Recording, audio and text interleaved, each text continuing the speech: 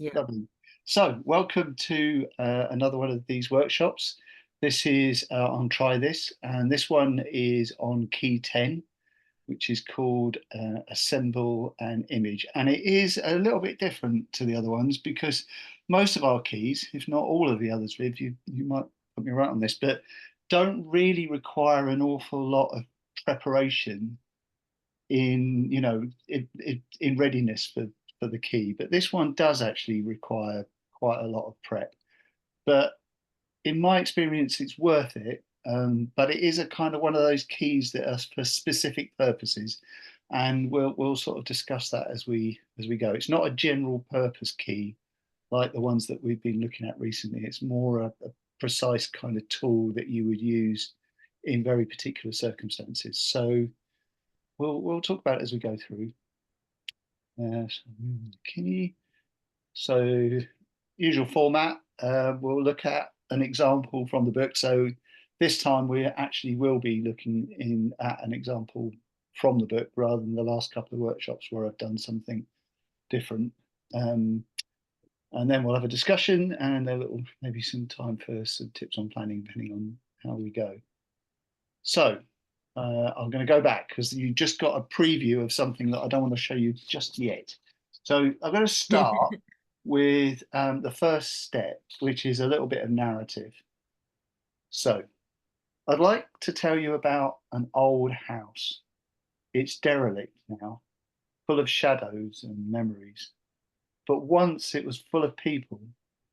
The family who owned it, a wealthy family with royal connections and servants who looked after the family, cooking and cleaning and caring for their children, feeding the horses and tending the gardens. But now it's empty, empty and dark. So we'll just pause the next point.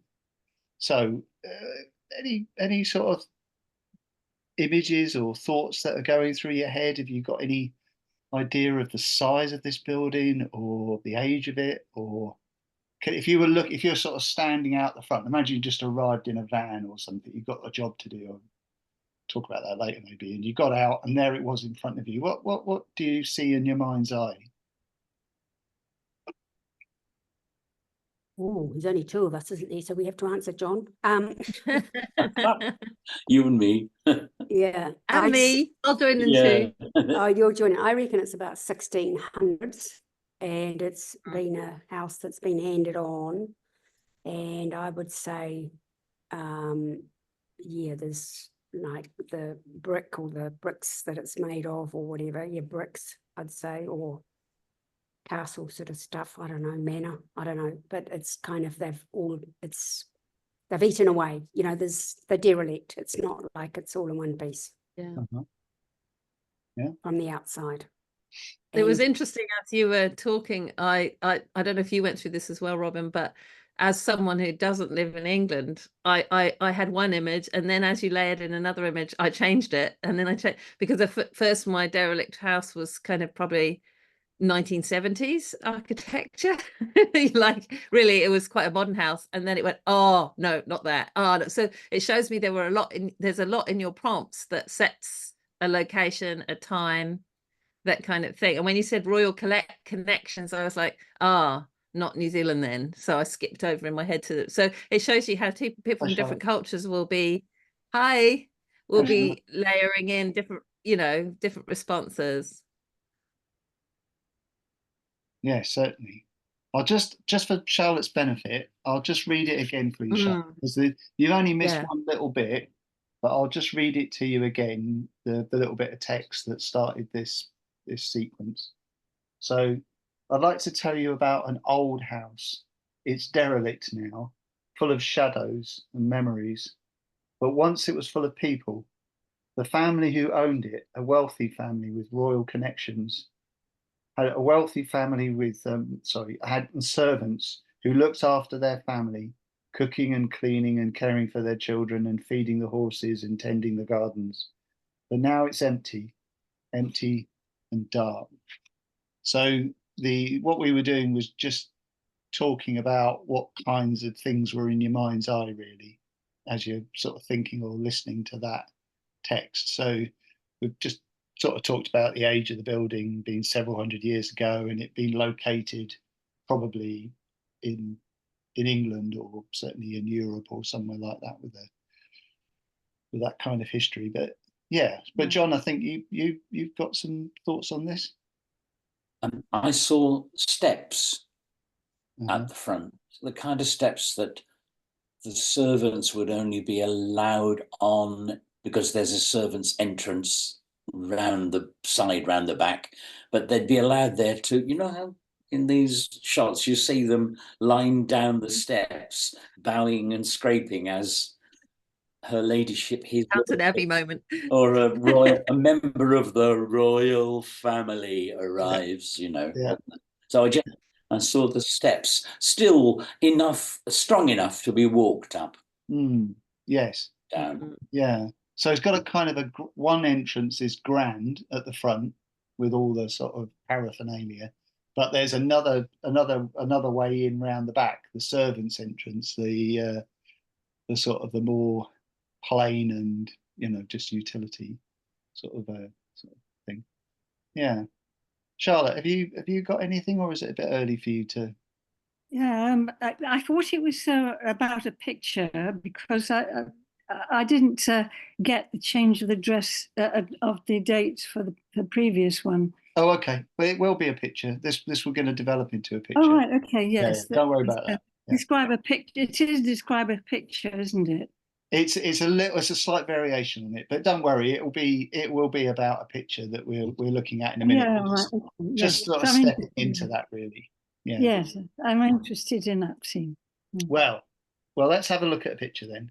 So here we've got the front door of the building, and I'd just ask you, really, yeah, what are your thoughts on this? Looking at this, what do you make of it? Oh, an old spooky building. Oh, spooky. Yeah. So what's Yeah, quite spooky there. Yeah, a mystery, definitely a mystery. Okay. What else? There's a number of it. Lots of studs. Right. Yes.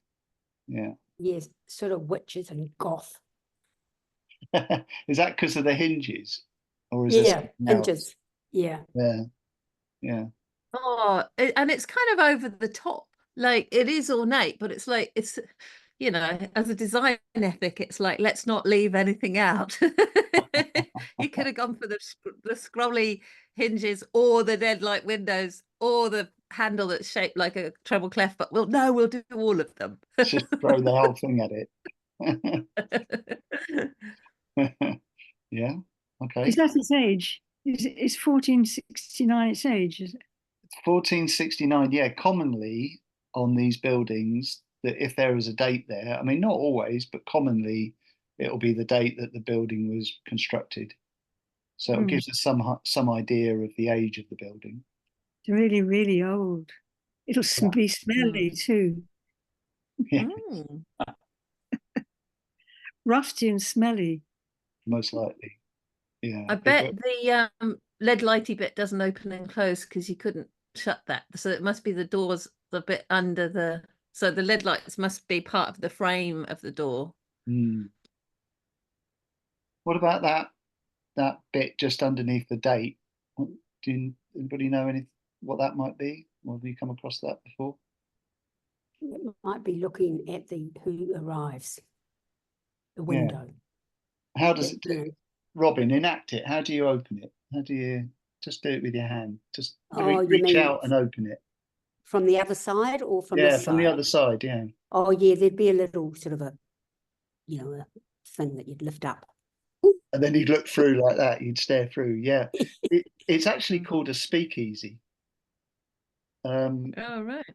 And the name goes back to medieval times, but in America during the Prohibition, when they had the speakeasies, you know, the bars that were illicit, they had those windows, and so they were called speakeasies because of the window.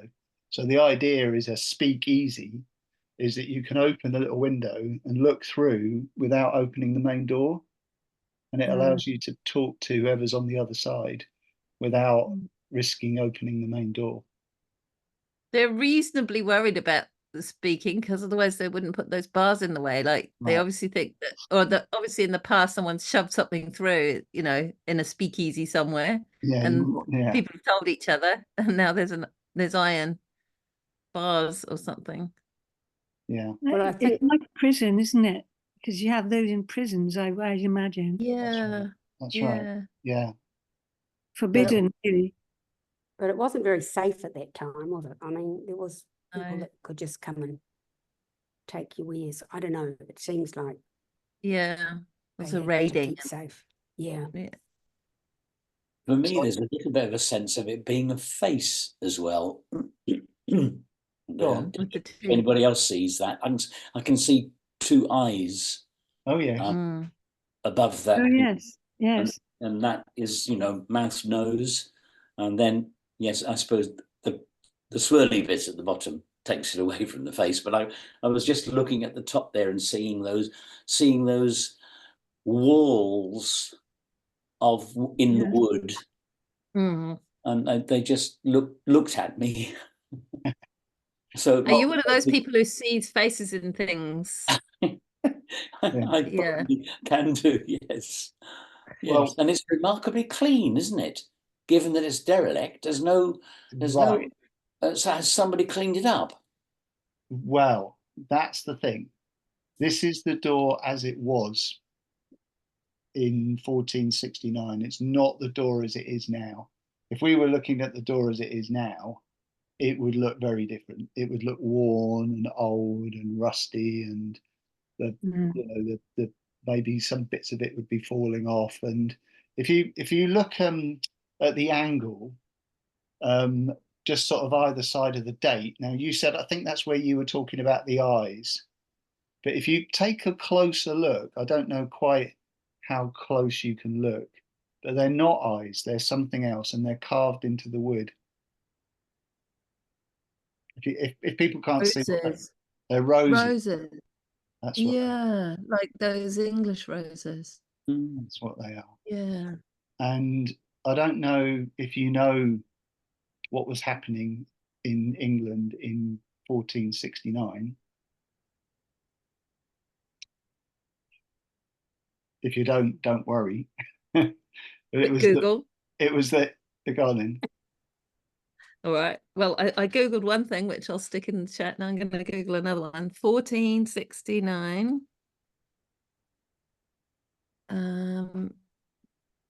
UK, England. Yeah, Sorry, hold the line. Ooh, was it to do with Edward IV? it was. Well, it says he claimed the throne in 1461. So the throne. Oh, and was there a march to engage him in battle in 1469? There was. So you had Mhm. a dispute over the throne that rumbled on for many decades, and it was between those people who advocated for the red rose and those that advocated for the white rose, and it was called the War of the Roses. So Ah, a building, if you sat up if you were a noble person, or at least somebody of nobility, or somebody of high rank, certainly enough to build a big building, then you would probably have to deal with your own security. And a door like this would likely be several inches thick, and the walls would be thick, and the windows would be small and probably high up, and you would have a retinue of people who would protect you in your. And Charlotte, you said it was a prison. It's more a castle than a prison. It's a sort of fortified house, really. But Keep obviously, people out rather than keep people in. exactly. Yeah, exactly. So, yeah, so we'll move on to the next bit then. Now, this means I've got to stop sharing this PowerPoint, and I'm going to switch to the whiteboard. Now, this worked fine this morning with Viv, so hopefully it'll be the same now. Keep your fingers crossed for me.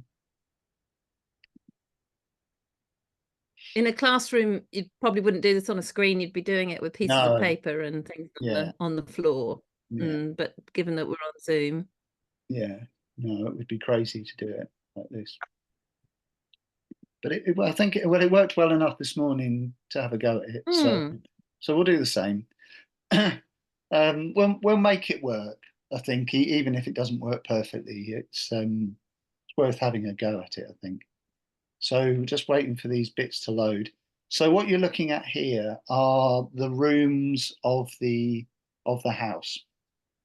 Now they are, if you, in a moment, once they've all loaded, we can zoom in. So if I just zoom in now, there we go. we can also zoom in for ourselves. Yeah.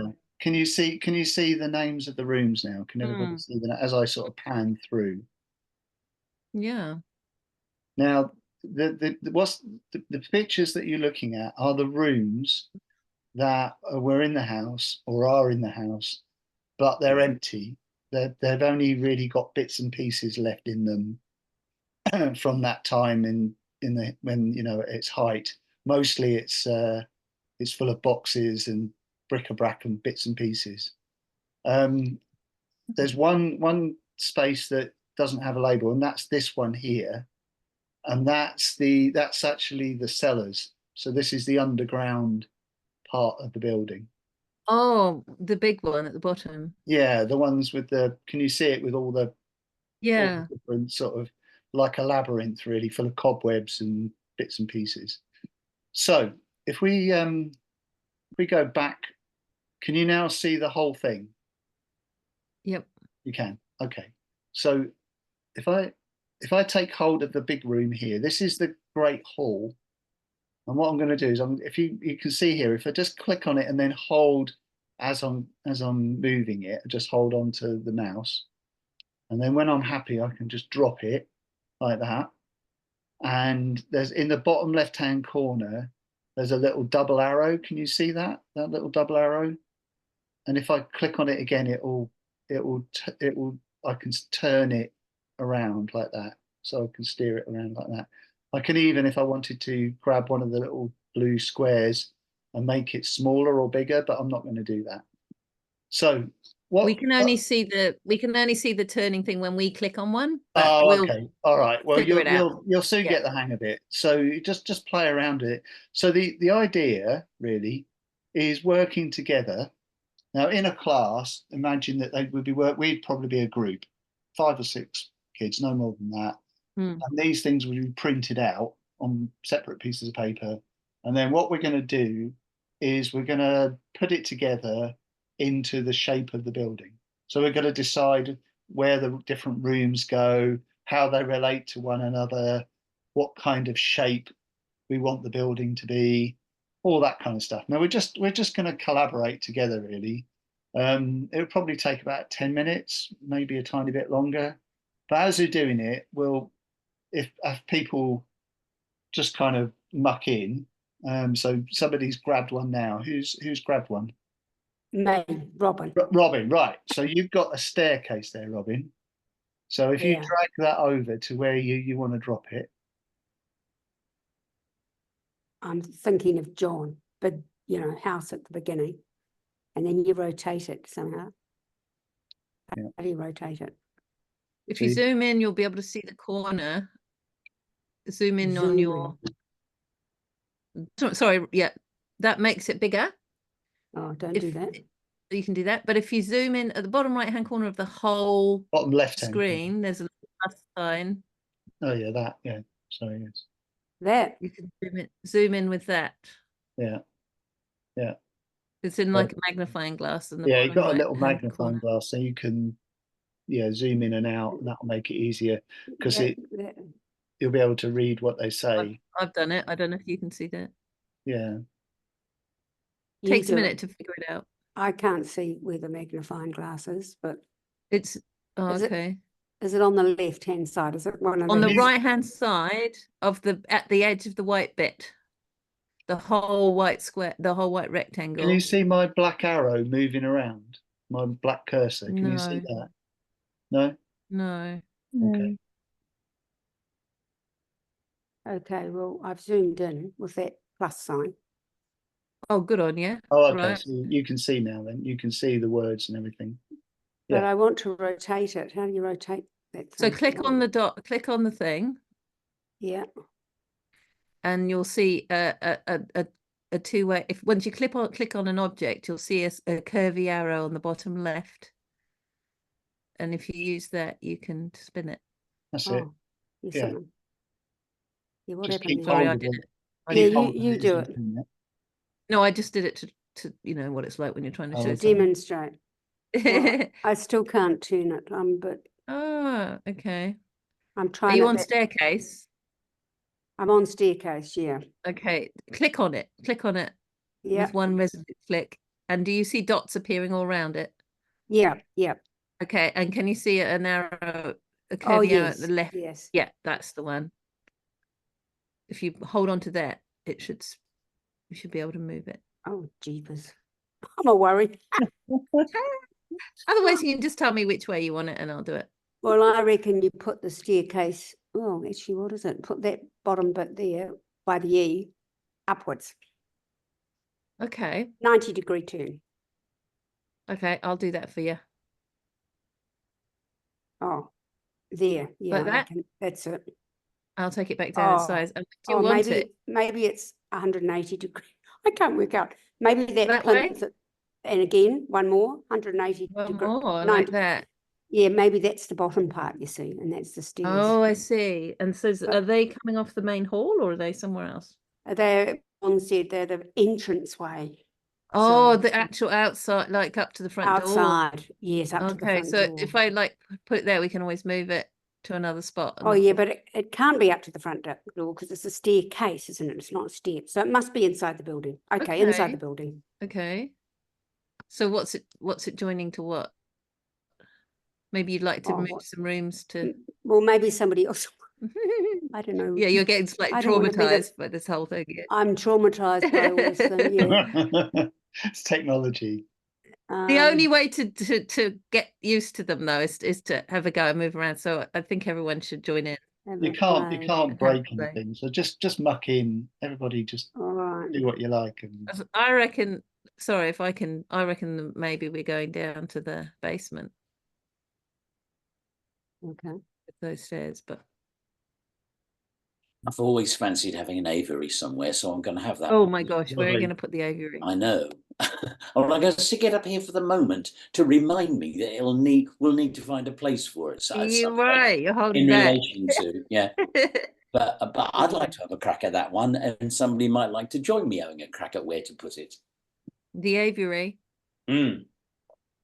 Oh, the main bed chamber is looking big. Aviary. Avery, Well, I read, could go It's over funny, here. you know, I've got a chicken right beside me here, as you do if you live in the country. I've got a chicken in a cage in my office, and I can tell you they're pretty stinky. So you're going to want that aviary somewhere where you can keep the windows open. So on the outside of the building, I'd say. Yeah, I'll put it over there. Yeah, sounds good to me. Oh, the library. That's a good place. I reckon the library goes next to that staircase there. Why is that?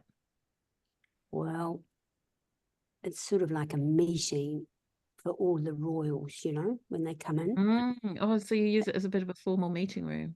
Yeah, well, I can't see any hall or anything like that. So True. it's kind of got to be somewhere. It's got all the showy case of all the books. What's that say? Kitchen. yeah. Are you figuring out how to move things around, Charlotte? No, I'm not sure I'm doing here. If you put your cursor, you know, you use your mouse and you put your cursor on a room and click and hold, you can kind of pull it around. Oh, yeah, Or, yeah. yeah. Or if you're not sure, just ask me and I'll be your mover around her. Yeah, and I reckon the China room goes. Well, the sort of, kitchen's you know. going up there. You Well, want the we- kitchen not too far from the dining hall, I would have thought. You don't want to move, you don't want to like carry everything through the hole. Okay. Yeah, what's that thing again? Is that the hall? Oh Laundry. my God, the laundry's enormous. Um, Lots of dirty clothes. Lots and can't- lots of I can't read on it. It's quite small on my screen, so Yeah, yeah. So you've enlarged it so you can read it. That makes I sense. smaller it. I make it smaller. So Yeah, Is so it- that one's the laundry, I think, that you're on. What is Where would you put? what is a Mm. pantry? Is that like different to a larder? It's like, are there two? Yeah, that's a good question. They're more or less the same, aren't they? I think We use them pantry's got- synonymously now, but maybe one of them was a cold one and one was Yes, a. yes, could be, couldn't it? I've moved the sick room next to the aviary because I thought if you were feeling sick, it might be nice to hear the birds Oh. tweeting. yeah, Nice. Nice. I can't read what's on the small ones because I've got such a small screen. Shall I tell you what some of them are? There's a bake house, a wash house. What's the difference between a wash house and a laundry? Again, Yeah, there's bed chambers, there's a stable, Okay. baths. Ooh, The baths, I'm looking at where to put those. We can't put them in that bottom story. Maybe they're by the aviary so they can What's that hear the one? birds tweeting. I can put the bottom story into the background so you can put things on top of it if you like. Oh yeah, do that. Right, I've done that. Because I reckon put, Oh, hang on, I'll do it again. Try now. I reckon put those baths in there, In there, okay. you know, always under on the bottom floor, the baths. Charlotte, Yeah. there's one called Porter's Lodge. Where would you put the Porter's Lodge? It's just crazy. I know, but Huh? they're so small. I don't know what the writing is till I enlarge it. Yeah, that's all right. You can enlarge it and have a look and then make Yeah, it smaller again. yeah. Stables are huge. 'Cause yeah, they're very royal, yeah. and that's very important to them. Oh, you're putting the bakehouse in next to the larder and the pantry. That makes sense. Ah, there's That an one attic. says attic. Yeah, that one says Attic. attic. That's got to be up some stairs, doesn't it? Yeah, Makes we need to have sense. another story. Yeah. Yeah, so there's another story where the attic is. And I reckon Can I the point out that the main Yeah. hall is a little bit over on its own at the moment? We might want to bring that in a bit. Move that over The there. China room. Oh my gosh, I love it. So the main hall is off the China room, so you can take the. Ah. Something like that. that's, There is one advantage in, I mean, this is very fiddly and awkward, but once you get the hang of it, it's not too bad. But the one advantage with it, Viv, is that you can make the rooms bigger and smaller. Whereas if they're on bits of paper, they're sort of Yeah, they're fixed, aren't they? stuck. So that's Yeah, I quite want a nice. big dairy because I've got lots of cream in my life. I The reckon laundry that, would be downstairs, wouldn't it be? Another Ooh. second staircase here. What was that, Charlotte? Well, the laundry should be downstairs Okay, and underneath the room. the laundry. Should we put the laundry in the basement? Yeah, Yeah, do you know how to do that? no. If you go and click on it and you can slide it across, and if you can't do it, let me know and I'll take it across for I you. could slide it across, but where would it be? The basement is that kind of bit in the center with the, can you see with the grey? It's more like shit. The baths are already there. So that That's would be fine. quite good for the laundry and the baths to be in the basement together, wouldn't it? Yeah, so I'll make it smaller and I'll make it somewhere there then. Perfect. Is that the piece is that the one you've just moved over? That one says attic. Was that the laundry there? I think you could just move the attic instead, so I might pick up the Oh, laundry I for said you. the attic. Put the attic in the basement. Yeah, there's the laundry in the basement. How big do you want it to be?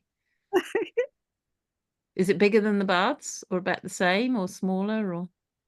Wow, it's a big house. I think they need a big laundry. Yeah, fair enough. What about that wash house? Is that down in the basement as well? I'm going to think that might be where you do the wash the china and stuff. Ah, so it's not a person wash house. It's a No, right. it Okay. just occurred to me that if a laundry is for clothes, then maybe a wash house is for pots and pans and cutlery and Yeah. Wash bits of house. stuff like that.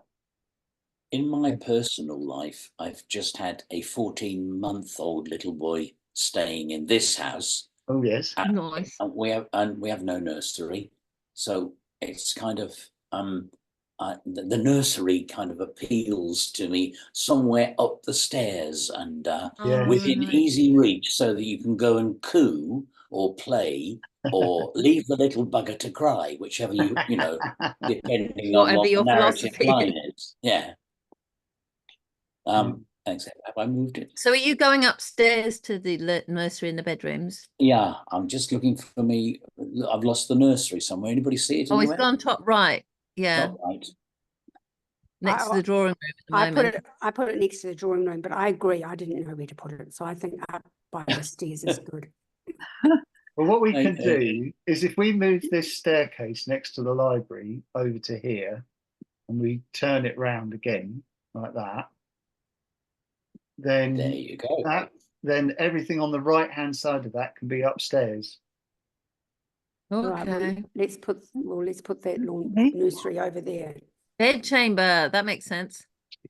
Kennel, not so much. Main bed chamber. Although I do know people who have Kennel. their dogs in their beds That's- with them. That's outside. The kennel's right outside. Oh yeah, cool. Yeah. Should we put the porter's lodge and the kennel outside together? Yeah, that makes sense. I've got the porter's lodge. I put it next to the kennels. And this is the attic, Yeah. isn't it? This one? Let's give them big kennels because they've got lots of dogs. Yeah, and they And we'll use make the porter's lodge quite a decent size because, you know, hey, they got to live there all the time. So I was Servant. thinking about the servants' rooms, hall, for their beds there. I think that's near the nursery for when the babies are crying, John's one of the servants has to go and deal with Yeah. the baby. So if we put the servants' hall the other side of the nursery, then that kind of makes sense, doesn't Good it? idea. I'll do that for you. There you go. And there's a storeroom that's got nowhere. We What's it the one storing? storeroom. That's in the Oh. basement there. You Okay. think that's in the basement? Yeah, you stick it in Yeah. the basement then. Yeah, because you got to keep the food all cool because they've got no fridges. So how And are they've we looking? We I wondered that about the dairy too. Do you reckon we could take the dairy down to the basement? yeah, Because I know it's more convenient to have it by the food store, but it's much more important that it's cold. sure. Yes. Yeah, Yeah. I agree. Yeah, bung that So in. can I stick that down in the basement? Everything's gone a bit tiny, but What's that thing there? what thing? Is that a hall next to the? What's that thing? Drawing room, that says. Oh, That's the great hall. that's the main That's hall. That's the Great main Oh. hall. We've Yeah. kind of shoved that off to the side, haven't we? But that Yeah. I guess that worked because then you got windows to the outside and Yeah, looking out over the Do you reckon you get- gardens Okay. and the landscapes and Yeah. yeah, no, That's that all would right. make sense to have it Okay. in there. we have it quite big though, because it's Yeah. I reckon it should be. Make it, enlarge it. What's that? What's that thing? Oh, the wash. That That's the says wash- wash that's house. the Tim wash put that house. next to the china room so we could wash up. Okay. Servants could. Complicated. Right. It's funny how the sick rooms quite, sick room and aviary are like it's really nice to have them next to each other, but they're also away. Yes. Like Shift go over them, there, shift them, sick please person. do, please do. Keep them at a distance. just you'll find the sick room round the back of the stable. If you're feeling a bit off, go that way. Wait till you hear the birds tweeting, you'll know you're nearly there. Just go and lie down for a bit. Take your TB out there. So Yeah, if we that works just for me. pause there just for a moment, are there any other things? So, for example, I think a building of this size is likely to have a glass house at some point, maybe the Victorian times or maybe a century or so earlier. The family built a glass kind of conservatory on the back, with plants, and so I'd like to add one of those to the end of the dining room and going over to the grand hall. Is there This is built much later. Yeah, it wouldn't have been there in 1469, obviously, but by the time that we arrived, today, in the derelict, it would be in a bad state of repair, but you could see that it was added at some time. Is there any other sorts of bits and pieces that you'd like to add? Well, just with you mentioning the date again, it made me think that they would have built. I'm not going to change anything, but I'm just noticing that it made me think about the fact that it was a defensive building as well. And had I borne that in mind as we were placing things, I would have thought about what's inside in the center and what's near the outside. I forgot in a sense that we were building a highly defended Mm. building. Yeah. Yeah. Possibly wouldn't change all that much, but yeah, it's just worth just noticing that. Yeah, But I yeah, think, I think they would have had a chapel. They've had to pray a lot. But Yes. Private chapel. Yes, a they little would. chapel. A 100%. stables for their horses. Yeah, I think we've Yeah, got there's big stables. stables. No, there are big stables there. stables. But yes, Uh-huh. definitely stables would play a big part. Can't read anything. So. No, it's No. left-hand corner. It is one of the disadvantages of this is Really?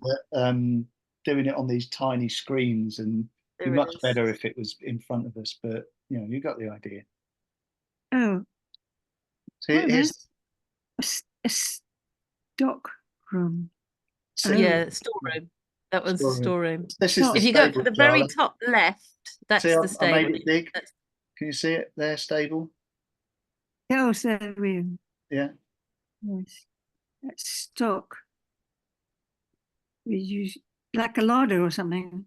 Yeah. we decided that was probably where they stored the food. Yeah.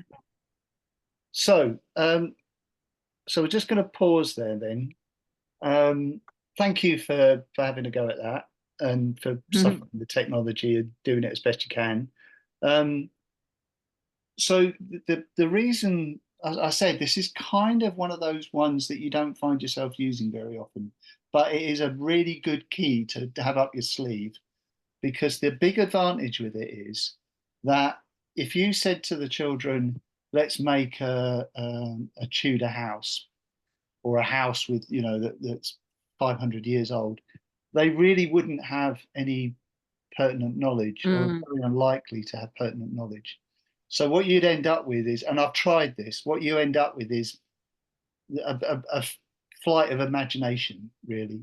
But by doing it in this way, by having the pieces, you're teaching them the vocabulary, you're introducing them to the idea, the different kinds of rooms, including rooms like larders and stables and washrooms and china rooms and things like that, that maybe those are things that they hadn't, those rooms aren't things, or those are words, vocabulary that they haven't come across before. Also the scale of it, it's big, and thinking about how you in a servants' quarters, so that you're not living on your own. This is a time before technology.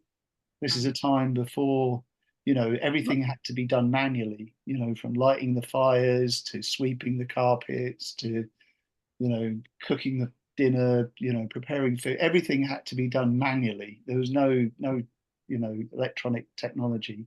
So all these things are things that you're introducing to the children, but you're giving them some agency or some creative input about how the house is arranged. And I've found that is very engaging. That will interest the children. They'll get interested in it, because rather than just, if you imagine doing the same thing, we just showed it to them, and in a minute I'll show you a house which is a sort of a similar sort of building.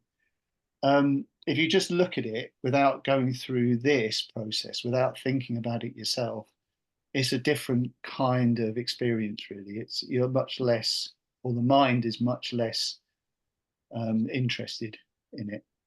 Are there any other thoughts? Viv, have you got any thoughts about this? Yeah, I'll let others speak because I've got lots to say. But have others got comments on what that was like? Yeah, I thought it was really, you had to really think of the era, and you think back to some of the experiences. I mean, I've been in an old English house and seen lots of old English houses.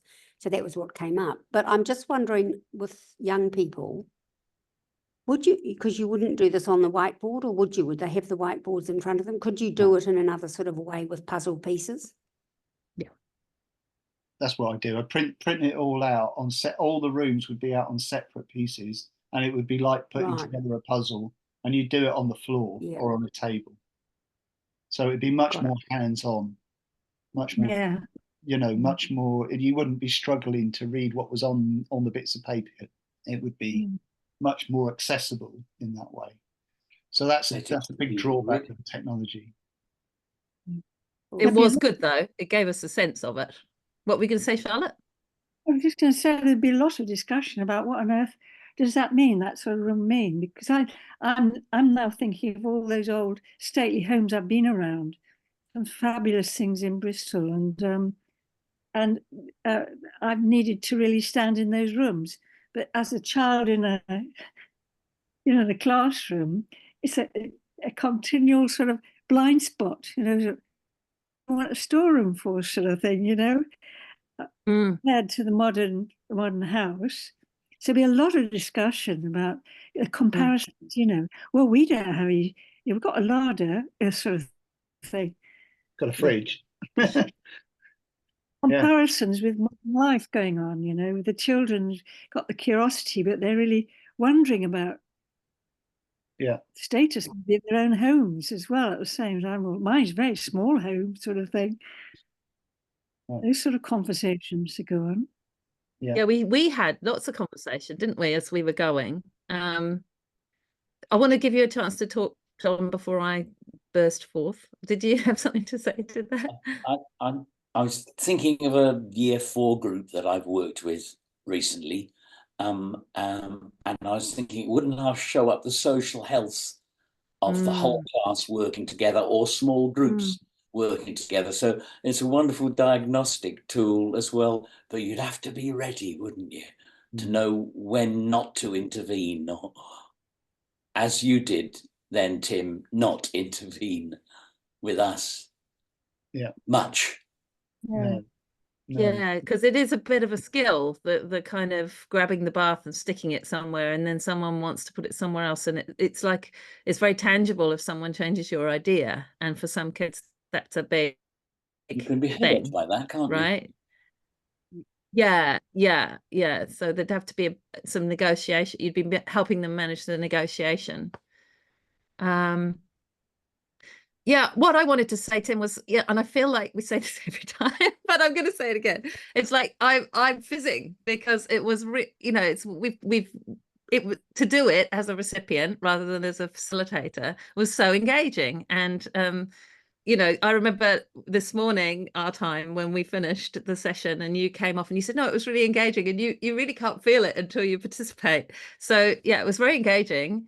I also wish I could go back and do mine again, because in preparing my one, just to let you know, Robin, John and Charlotte, because you weren't in the session, what I did was I separated the rooms and the labels so that the people, and I also gave an outline. I gave an outline for the building, which is a different building, but I would wish I had not done either of those two things, because the not working within an outline, this is about agency and boundaries. And for me, the experience of this, where we had agency to create our own outline for the building, that was great, because then we could really build our own building. We weren't fitting pieces in like Tetris. Really different. And the second thing was, I felt when I was preparing my building that giving freedom over what size or shape of room was what thing was an important piece of agency, but actually it was enough moving rooms about. And when I was preparing my tool, I kind of wondered whether that gave people enough creative freedom, but I could feel the creative freedom in moving the pieces around. So it was learning for me about where to give the agency and where to give the powerful constraints. I'd love to do, when I do mine again, I'm going to do just what you've done here, Tim, and actually label the rooms and remove the outline. And I'm really interested to see the difference. So thank you. Yeah, it's interesting. I was thinking that children will be really wanting a story, and maybe a story about a child at their age living in the house and doing different things and using the labels in a sort of narrative, so that they have an imaginative scenario. They start comparing their own living conditions themselves and making comparisons of how rooms are used and how behaviour happens in their rooms and so on. Did Yeah. you, Viv, do it with the New Zealand house? I did it with the New Zealand Parliament, actually, from 1877. Cool. Yeah, and Charlotte, all that's to come. So this is really what we've done with this bit of time that we've had here is just the beginning of setting up the See content. how the children, raise questions themselves and then work with those questions. Yeah. Right. Exactly. That's That's it. the idea.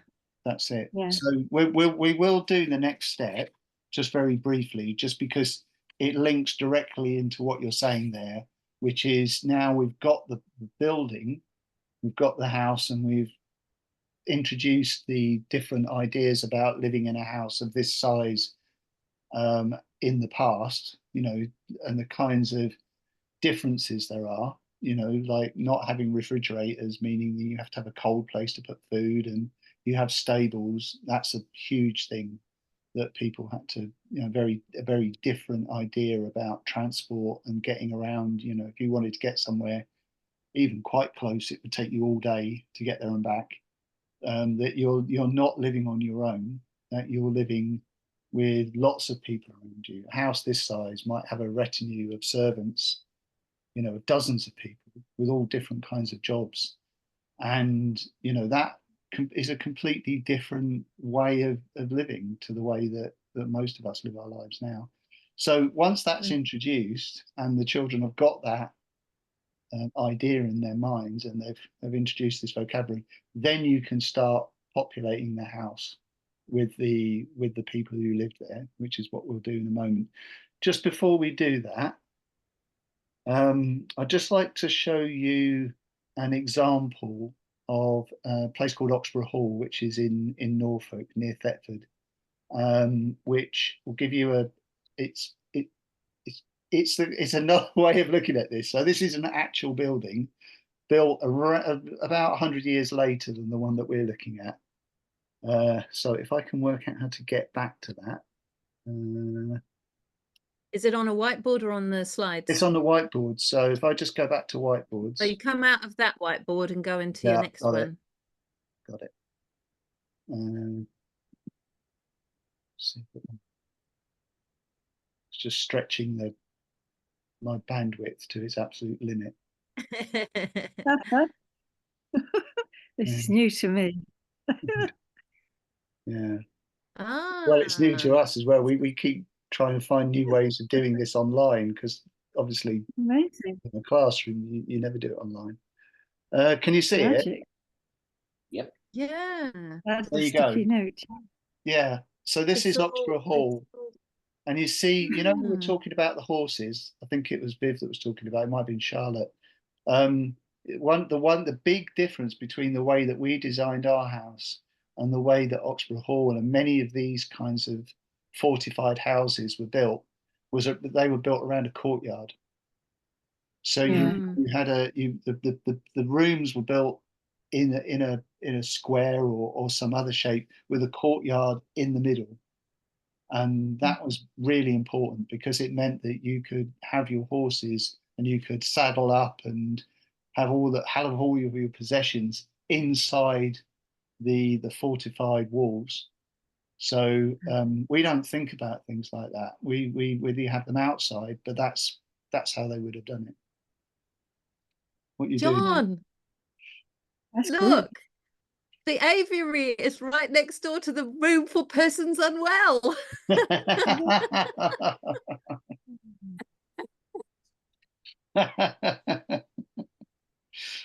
Isn't that Nice. fabulous? And the baths.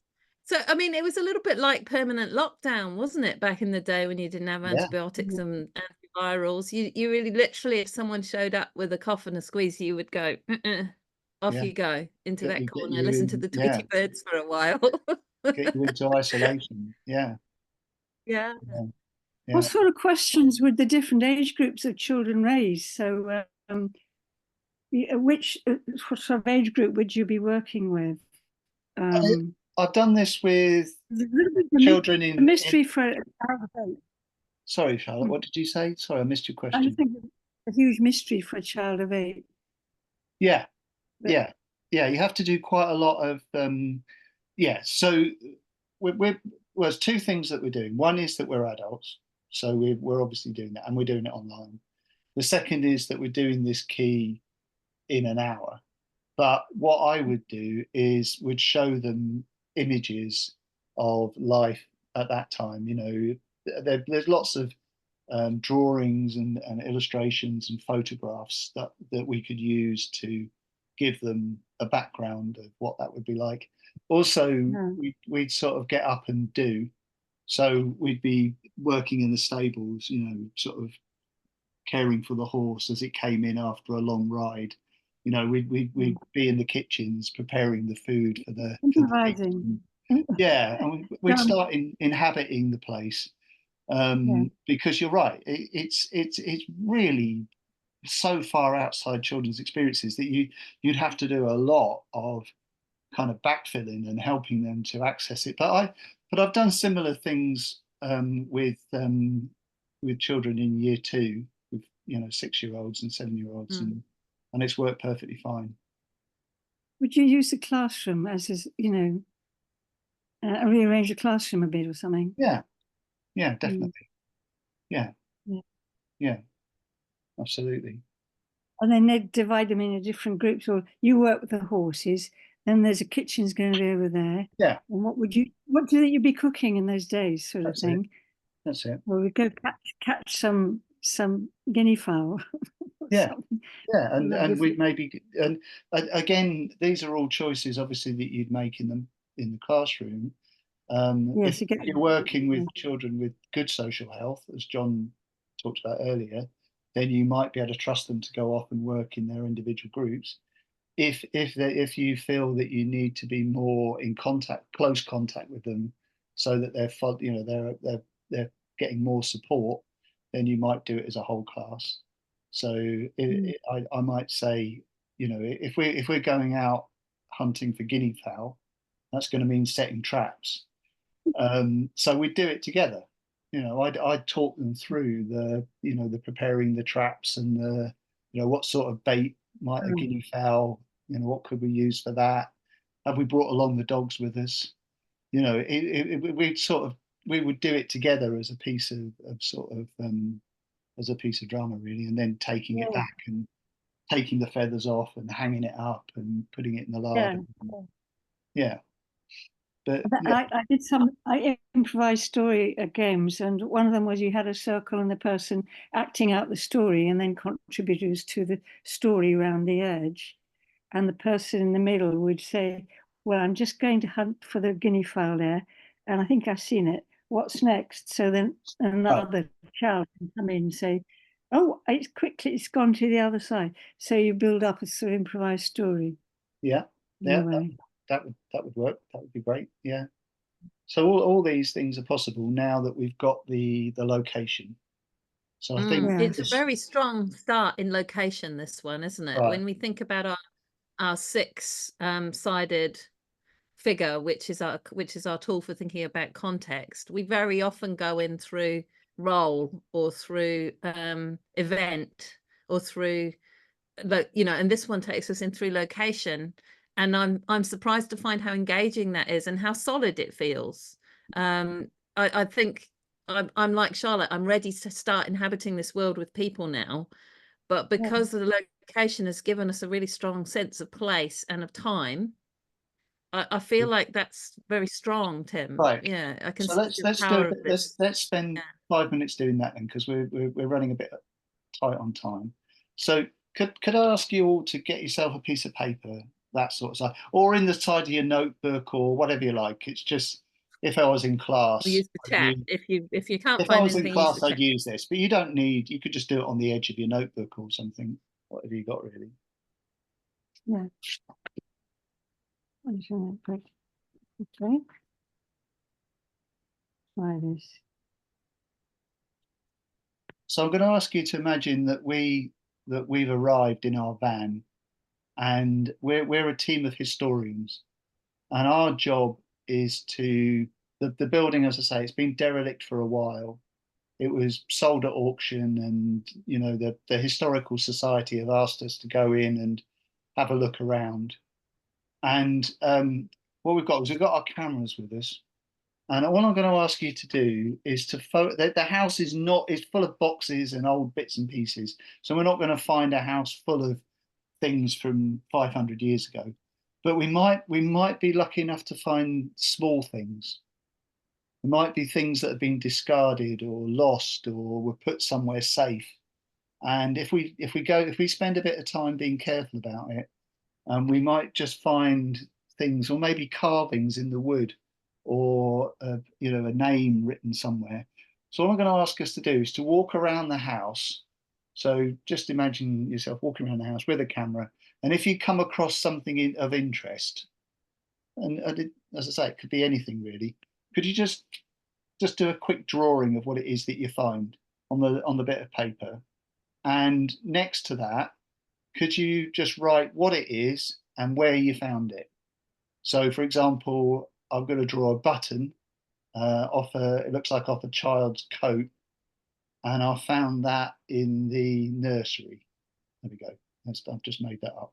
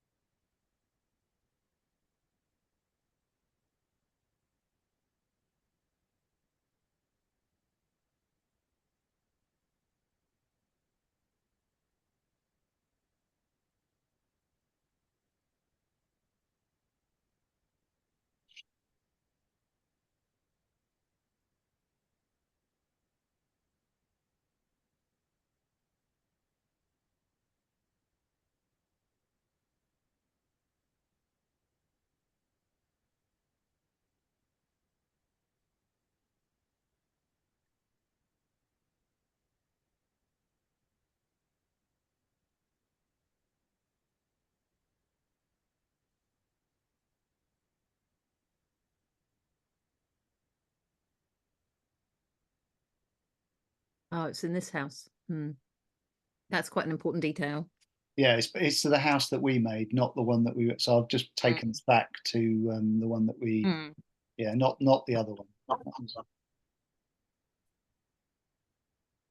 There's something lovely about moving into fine detail like this. That was fun. It is. Yeah. Yeah, it really is fun.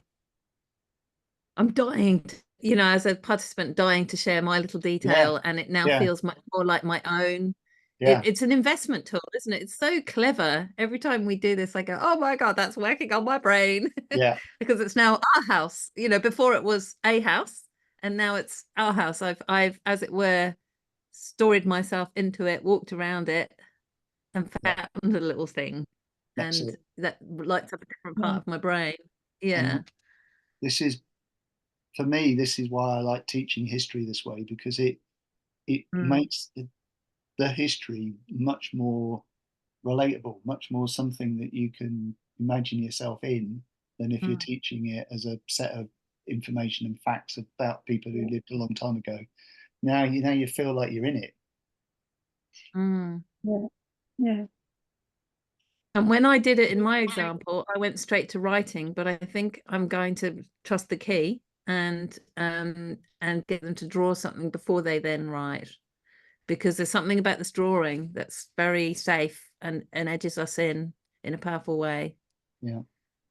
So, and it must be right because we took a photo of it. That's right. So, yeah. We do, which is the convention, of course. So Yeah. let's finish by just hearing everybody's example, if you don't mind sharing. Who'd like to start? Go on then. Well, there, John. Got one there. It's a little bell on the ground at the top of the stairs. Yes. like a little handbell. It's really rusty and old. Yes. And then this is a bit of an old tapestry on the wall of the Great Hall, telling the mark of something that has happened. And then these, sorry, these Yeah. are scratches on the wall in a corridor, and there's a name in there amongst those scratches. Nice. Ooh. As far as Very got. good. Yeah. Lovely. Mystery birds. Okay. Charlotte, would you like to go next? Well, I don't know where you can see this. Oh, it's a little wooden horse. Yes. I found it. It's got a little handle, and it's a toy I imagine that they would have had as children, and they lost it. And so scenarios build up my mind that the horse was found around, in a corner somewhere, but the child lost it forever and never found it. And never forgot his little horse. And Oh, I came along and saw it, said, "Oh wow, how interesting!" Which room did you find it in? Like the kitchen, I don't know why the kitchen is. Yes. Back of some cupboard or something, which of course everybody's busy there, so they wouldn't have bothered to look for it. yeah, and it's not the first place he would have looked. So yeah, he never found it behind the churn or whatever. You can imagine the commotion, can't you? You can imagine. Yeah, I'm going to say a her, but it doesn't. You didn't say a gender, but I can imagine her crying and "Where's my horse? My horse!" and everybody's that's right. turning the And whole it- place upside down, and it's just fallen behind one of the shelves or behind a drawer in the kitchen. And I've become a little child, who got very upset and yes, never forgot the horse at all. no, Oh, and this is one of the big problems with having a house this size, isn't it? no, no, But children, and we didn't. Yeah, The downside of all that privilege yes, is you've got lots of rooms to lose things in. yes. yeah, lovely. Robin, I had a pearl earring in the drawing room in the corner. Somebody must have danced too much and left it there. was it a pair though, or was it an individual? No, it was just Single. one. Just one. Wow. Oh, Did it was have a back on it or not? No, it was a hanging Oh. one. Because in those days, I Oh. don't think they had their ears pierced. That's true. Maybe that was. It was a another- clip-on, but it was part of the clip-on. It was just the sort of the Broken. part of that clip-on, and then a little, but it had a beautiful pearl on it. Ooh. She had to One explain. of those drop ones, drip ones or Mhm. droppy ones or whatever. Yeah. Yeah, so it was interesting to know what the other earring was like and what the rest of the earring was like. And how then she- I how had, she explained and- losing it. Yeah. yeah, and then I had part of a horseshoe in the stable, Oh, that had engravings on it. Might have named the horse. And then I had an old key in the porter's lodge, yes, yes, one of those really old ones as to which door it might have opened. nice. Mm. Yeah. Now there's a possibility, isn't there? If these places, they're full of doors, aren't they? Full of doors that don't seem to lead anywhere, or that are locked and nobody's got the key. And oh yeah, especially down in that cellar. And we might Secret need to go passages. back down into the cellar with your key, Robin, and have a poke around in there and find if we can find the door for that key. That would Yeah, be there nice. might be a tunnel going underneath an escape. Exactly. There may well be, yeah. Or a chest or something else that yeah, nice. Viv? I did. I found an embossed glass bottle. And like Charlotte was saying, I was like a child making. Sorry, I need to unlearn myself for it to Yeah. show. There we go. I was like a child making links to things I really knew, because when I was a child, I grew up in a house and we found glass bottles like this with a marble in them that had been the stopper, and you pushed it in, and of course as kids we smashed all the bottles to get at the marbles. But it's heavily embossed glass with kind of scrolls and things on it, and the stoppers inside, it's like a marble that's been pushed in, and I found it under the floor in the library.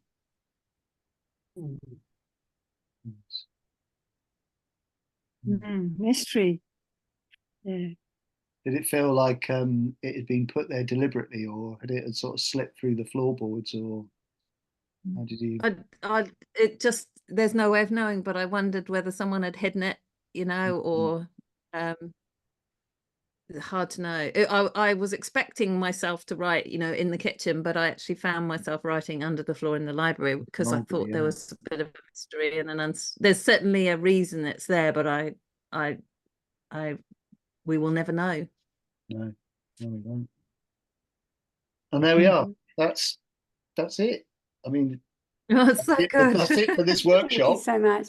But every single one of these strands and many others that we could invent are a story, as you say, Charlotte. We're starting to populate this place. We're getting an idea of the people and their concern. I mean, your story with the lost horse is a lovely example of what I'm talking about, because it introduces the idea of the theme of toys and the fact that children in the past and not so long ago, their toys were carved wood or teddies or things. Well, Yeah, and and soldiers and whatnot.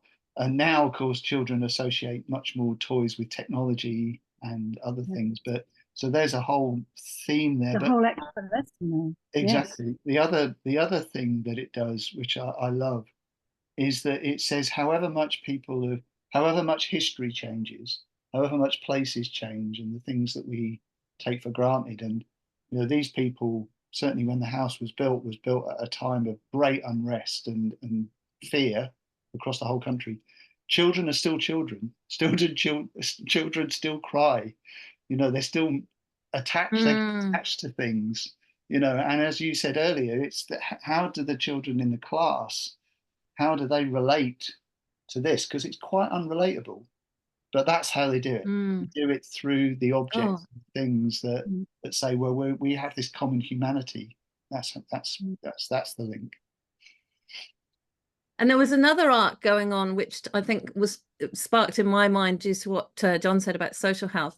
The two types of world building that we did there was so different and so complementary in the sense. So the first one where we shuffled things around and we were negotiating in that sense that there could only be one place to land, that tests social health and builds social health in one way. That second part where we were all placing, spotting what we'd seen, there was a really beautiful sense for me of yes, oh, I'll have that in my imagined world of it too. So there was this real yes and feeling going on. It was really enriching, partly because we had that other experience earlier. So I don't know if you can feel that as facilitator, Tim, but that social health arc is very rich. And having built that world, as it were, in 2 dimensions and flat and negotiated and kind of having to give up things, we then layer in all the richness and now my imagined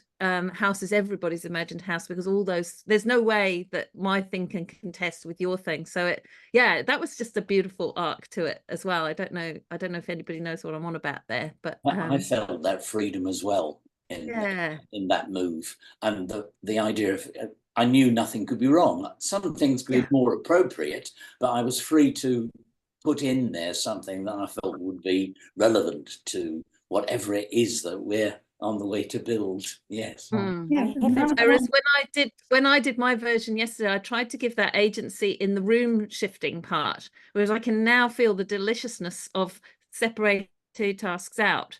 So we move the rooms as they were, and then we layer in items that I can't wait to teach mine again. And I felt that from the inside. So thank you. Mm-hmm. I was wondering whether children are taken around old houses. I know of so many that I've gone around and really tried to imagine how life happened in them. And there's strange places, really strange palaces and places, and old lodges. And as an adult, I've been very blessed in being able to do that, but do children have that chance? I think that's really important about the state, certainly in terms of, in England, the state of financing and resourcing, especially for the primary sector that I work in. The number of trips and visits seems to have been slashed, but here we are We are the visitor to the school. If, like me, you work as a self-employed facilitator using drama. But we can make up for some of that, can't we, by working in this particular way and opening up the windows. So when it was, to actually see the floor plan, and then maybe later on to see some of the buildings, and then maybe somebody lives near one, or maybe we can afford to get a coach at some point and go. Yeah, I Yes. think it would really Some of them spike their are- interest. Yeah. So some of them are museums in their own right, so they contain a lot for the imagination. I think it just When- gets them really interested in history. I think it's amazing. And what I loved, Tim, was the door. I think the door gave me a whole, the Yeah. way you studied and the way you looked at that. It was so, I was thinking of the beams in the room, just from the one door. So that was really quite an Yeah, eye-opener for me. portals are wonderful things in drama. Yeah. Yeah. For me, that's why it's great to see lots of detail in visits at some point, but also to be able not to see the detail, so that we can invent it and then check out whether we are right or not. I'm never too concerned about being right. No. Yeah. Yes. No. Yes. What's your fantasy house? Yes. Can you think of a fantasy house and build it in a really imaginative, extreme way? Children love to do that. Maybe. Yeah, there's a tension, and that's why this key exists in the way it does, because it is actually looking at history. So we can create small things within inside the historical framework, but we can't. Yeah, if we were inventing the house and doing that lovely activity, Charlotte, which I agree kids love to do and is very valuable, but it's a very different kind of activity to the one we're talking about here, which is to introduce them to history. To say, well, this is what history was like, and as you say, how much can we rely on children having visited buildings, old buildings? My feeling is that the imagination is transcends. It's a great way. The facility that we have to imagine is the thing that is like a superpower for us as human beings. I mean, so even if they haven't been to an old ruined house, they can still imagine it in their own way, and through the use of images and language in particular, we can help them to kind of summon that up in their heads. So we might sort of maybe use descriptive language to sort of say, as I climbed up the ladder into the attic, I saw the dust floating away from me and a shaft of light coming through a crack in the ceiling. Now that language will evoke the imagination, even if they've never been up in an attic, which they probably haven't, certainly not in an old ruined house. You can still imagine it, just like I can. So I think that's an important dimension of this. However, I don't think there's any substitution if children get the opportunity to go on a school trip and visit a place. That's great. But as John says, schools are, it's more and more difficult for schools in the financial situation that we have at the moment. Anyway, Yeah, I think they need a sorry. visual input, don't they? Yeah, history can be very arid. But children need a visual input and somehow build that relationship between their visual and their learning of the language. And and the emotive. Is it effective? Like your horse, that's effective. It makes you feel something.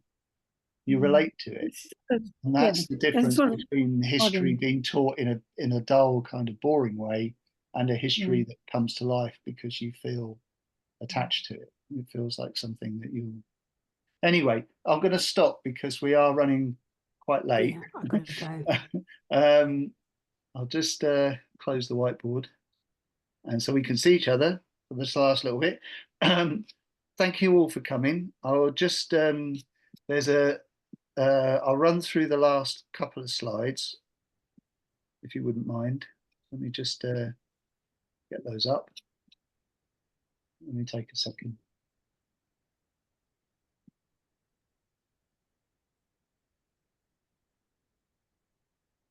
That was the one we were looking at with the door.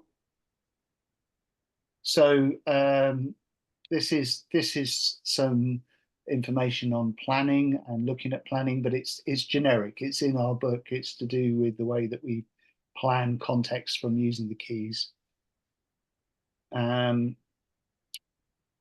then to remind everybody that on the website, we are starting to collate, and people are kindly contributing examples of their own in on the Mantle of the Expert website. Sorry, try this website. Mantle of the Expert, that's something else. Man of many websites. Yeah, and the next session is on the 8th of September, and it's a very different kind of key, very, very different. It's watch a film clip, much more kind of convention, inactive, in role, but and a staple, really, one that you use all the time. I'm sure you will do as well. So here we are. Thank you so much. Stop sharing. Yeah. And Excellent. That was so great. Thank you. good. Thanks I hope ever so that was much. useful, giving up your Sunday evening and yeah, and overrunning. Oh, It's lovely to Yes, see yeah. you. Great. We All feel right. the privileged one. I feel the privileged one to Good. be Oh, in that's such a good. small group and being able to explore and investigate. It's just wonderful. Thank you. Fantastic. Great. Oh, appreciate it. Mm. So I'm going to stop recording.